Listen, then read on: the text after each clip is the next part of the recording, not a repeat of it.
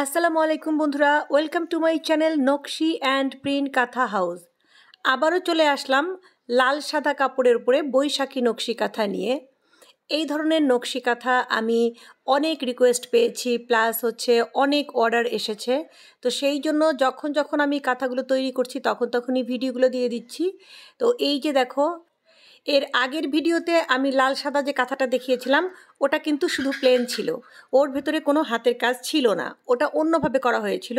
আর এটা কিন্তু আলাদা, এটা প্রথমে অ্যাপ্লিকের মাধ্যমে কাপড় জোড়া দিয়ে তার উপর ভেতরে ডিজাইন করে দুইটা পার্টকে আমরা সেলাই করেছি। এটা নিচের পার্ট, যেটা তোমরা দেখতে পাচ্ছ আমি নিচে পেরে দিয়েছি, আর ওপরের পার্টটাও আছে। আর আমি তো কখনোই দুই পরলের নকশি কাঁথা যারা বানাতে চাও তাদেরকে আমি সাজেস্ট করব না, কারণ বাজারে গেলে দুই পরলের নকশি কাঁথা অনেক পাওয়া যায়, তবে কাঁথার ভেতরে একটা পরল দিলে সবচেয়ে বেশি ভালো হয়। তো সেই জন্য আমি কাঁথার ভেতরে আরেকটা পরল দেব। প্রথমে আমি যেটা পেরে নিয়েছি সেটা নিচের পার্ট, অলরেডি উপরে সুন্দর ডিজাইন করে সেলাই করে নেওয়া হয়েছে, ওগুলো ভরাট সেলাই। যদি আমরা আগে থেকে সেলাই না করে নিতাম তাহলে কাঁথা কুঁচকে যেত, ডিজাইন করতে সমস্যা হতো। সেই জন্য আগে থেকে সেলাই করে জোড়াতালির কাজ শেষ করে তারপরে ওটা করে নেওয়া হয়েছে। এখন আমি ভিতরে একটা লাল কাপড় দিচ্ছি, এটা পুরাতন লাল লেপের কাভার। আমার একটু মজবুত হয়, 3 পরলের কাঁথা বানালে কাঁথাটা মজবুত হয় এবং টেকসই ভালো হয়। তো এই যে লেপের কাভারটা পেরে দিয়ে এক্সট্রা কাপড়টাকে আমি সুন্দর করে কিন্তু কেটে দিলাম। কেটে দেওয়া যে বাকি কাপড়টা আছে সেটা আমি সাইডে দিয়ে দিব। তারপরে আমি ওপরে আরেকটি পাশ তৈরি করা হয়েছে কাঁথার, সেটা আমি পেরে নেব। এখন তোমরা বলতে পারো যেহেতু কাঁথায় আগেই সেলাই করা আছে তাহলে হয়তোবা এর উপর আর কোনো ডিজাইন হবে না, কিন্তু ব্যাপারটা সেরকম না। এখানে আমরা যতটুকু পেরেছি সুন্দর হালকা ডিজাইন দিয়ে, যে অংশগুলো ফাঁকা আছে কাঁথার ভেতরে, কাজ করা যে তোমরা দেখতে পাচ্ছ কাঁথার ভেতরে সুন্দর সেলাই করা, এবং যে অংশগুলো ফাঁকা আছে সেই অংশগুলো কিন্তু যখন কাঁথাটা আবার তৈরি হবে, আবার যখন সেলাই হবে, ঠিক আছে, তখন তার ভেতরে অন্য টাইপের নকশি কাঁথা ম্যাচিং করে ডিজাইন করে সেলাইটা তৈরি করা হবে।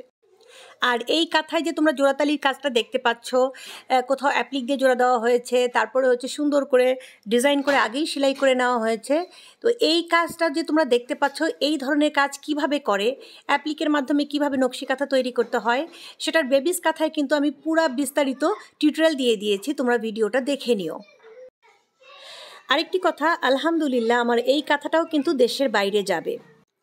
তো দেখো বন্ধুরা, কাঁথাটা টান টান করে পেরে নিয়েছি। এখন আমি এই কাঁথাটাকে কিন্তু এক পাশ থেকে সেলাই শুরু করব।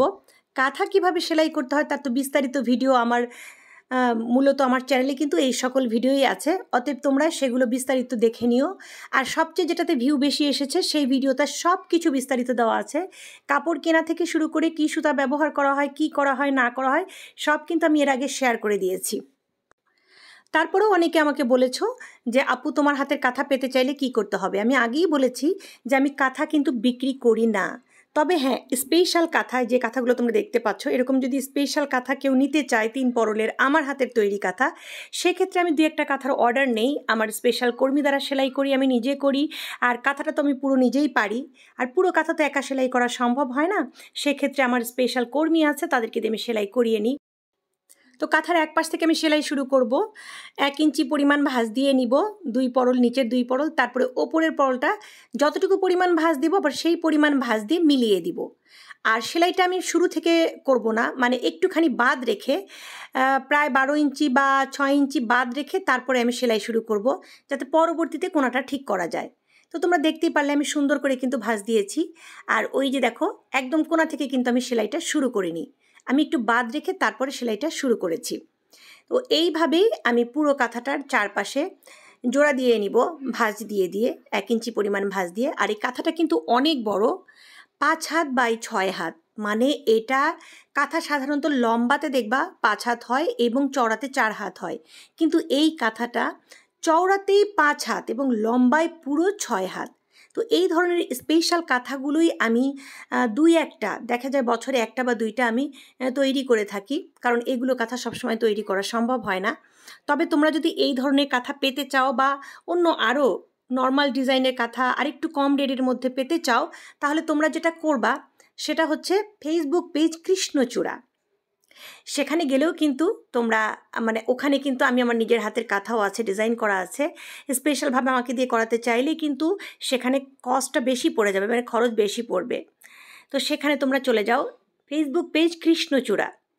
সেখানে গেলে অনায়াসে তোমরা আমার হাতের নকশি কাঁথা, ছোটদের নকশি কাঁথা বা বিভিন্ন কর্মী দিয়ে তৈরি নকশি কাঁথা, ছোট কাঁথা, বড় কাঁথা, বেবিস কাঁথা থেকে শুরু করে যে কোনো ধরনের কাঁথা, তুমি কী ধরনের কাঁথা চাও সব ধরনের কাঁথা পেয়ে যাবে।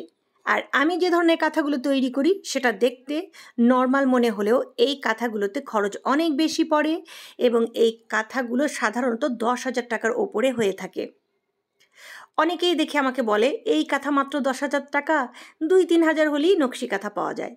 তো তারা জীবনে কোনো দিন সঠিক নকশি কাঁথা পেয়েছো কি না আমি জানি না। এখন যে কাপড়ের দাম, আমরা যে কাপড়টা ব্যবহার করি সেটা 100 টাকার উপরে গজ। রং কাটবে না, সাদার সাথে লাল যাবে না, লালের সাথে সাদা কখনোই কাটবে না। এগুলো ধুয়ে পরিষ্কার করে তারপরে কাঁথা তৈরি করা হয়। আমার কিন্তু ভিডিওতে, অন্য কাঁথার ভিডিওতে এগুলো আমি দেখিয়েছি। অতএব কাপড়ের খরচই তো আমাদের দেখা যায় 5 হাত 6 হাত কাঁথার জন্য প্রায় 3,000 টাকার মতো কাপড়ের খরচ পড়ে যায়। তারপরে অ্যাপ্লিক দিয়ে জোড়া দিলে, তারপর আলাদা করে সেলাই করে নিলে, জোড়া যে দেয় সেখানেও আমাদের টাকা খরচ করতে হয়। অ্যাপ্লিকের সেলাই যদি আমিও করি বা যে কেউ করে দেয়, মাগনা তো কেউ করে দিবে না, সেক্ষেত্রে সেখানেও আমাদের খরচটা বেশি পড়ে যায়। আর এই কাঁথাগুলো সেলাই করতে, এই পুরো 2 পা সেলাই করে আনতেও আমার অনেক সময় লেগেছে, কর্মী দিয়ে বুঝিয়ে দিয়েছি সেলাই। আর এই কাঁথাগুলো পুরোটা সেলাই হতে, তৈরি হতে কয়েক মাস লেগে যায়।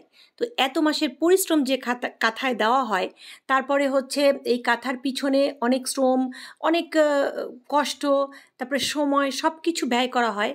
অতএব এই কাঁথাগুলো আমরা 10-এর নিচে বিক্রি করলে মানে কিছুই থাকে না বলতে গেলে।